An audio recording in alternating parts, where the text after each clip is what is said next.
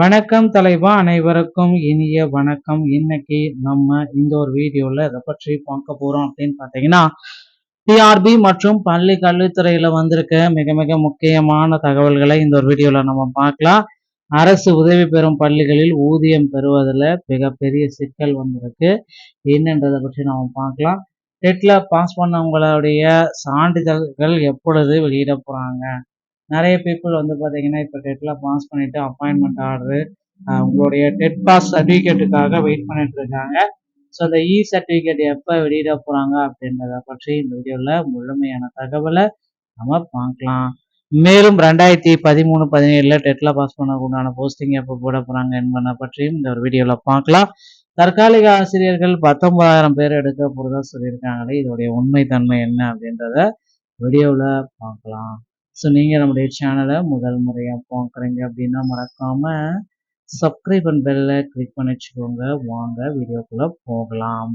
So அரசு உதவி பெறும் பள்ளிகளில் பட்ஜெட் நிதி ஒதுக்காததால் அப்படியே நின்றுச்சு, நிறைய பெண்டிங் லிஸ்ட்டில் வைக்கப்பட்டிருக்கு அப்படின்றத குறிப்பிட்டே சொல்கிறாங்க.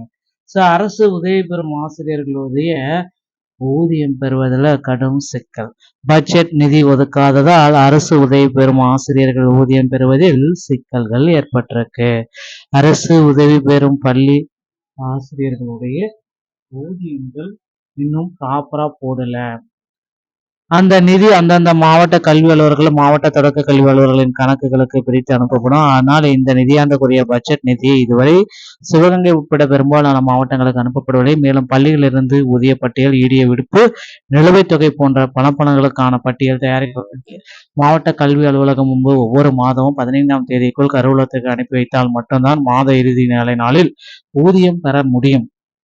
பட்ஜெட் நிதி ஒதுக்காததால் அரசு உதவி பெறும் பள்ளி ஆசிரியர்கள் ஊதியர்களுக்கான ஊதிய பட்டியல் இதுவரை கருவூலத்திற்கு அனுப்பப்படவில்லை. இதனால் இம்மாத ஊதியம் பெறுவதில் சிக்கல் ஏற்பட்டுள்ளது.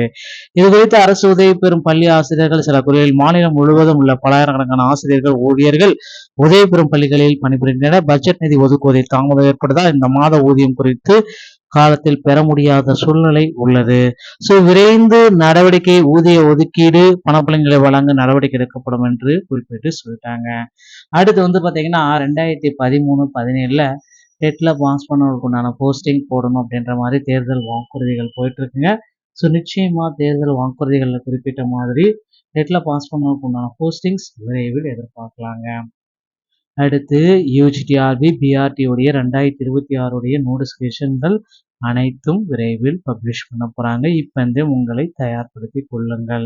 ஸோ நீங்க எல்லாருமே எதிர்பார்த்த மாதிரி அசிஸ்டன்ட் ப்ரொஃபஸருடைய தேர்வு முழுமையா ரத்து செய்ய போறாங்க. ஏன்னா தேர்வுல பல ஆயிரக்கணக்கான முறைகேடுகள் போயிட்டு இருக்கிறதுனால தேர்வை முழுமையா ரத்து செய்ய போறதா தகவல்கள் வந்திருக்குங்க. ஸோ நண்பர்களே, இதுதான் தற்சமயம் ஆசிரியர் தேர்வு வாரியத்தில் நடைபெற்றிருக்கிற மிக மிக முக்கியமான அப்டேட்டு. ஸோ தேர்தல் வாக்குறுதிகளை அனைத்து கட்சிகளுமே குறிப்பிட்டு சொன்னாங்க 149 ஜிஓவை நாங்கள் ரத்து செய்வோம் அப்படின்றது. ஸோ நிச்சயமா 149 ஜிஓக்கு ரத்து செய்யறதுக்கு உண்டான ஒரு அரசாணை எந்த கட்சி ஆட்சிக்கு வந்தாலும் அது கொடுப்பாங்க அப்படின்றத நாம நம்பிக்கையோடு இருக்கலாம். டிஆர்பி மற்றும் பள்ளி கல்வித்துறையில இந்த தகவல்கள் அனைத்துமே உங்களுக்கு ரொம்ப ரொம்ப பயனுள்ளதா இருக்கும்னு நினைக்கிறேன். இந்த செய்தி உங்களுக்கு பிடிச்சிருந்தா மீண்டும் ஒரு நல்ல தகவலோட நான் உங்களை சந்திக்கிறேன். நன்றி, வணக்கம், தேங்க்யூ.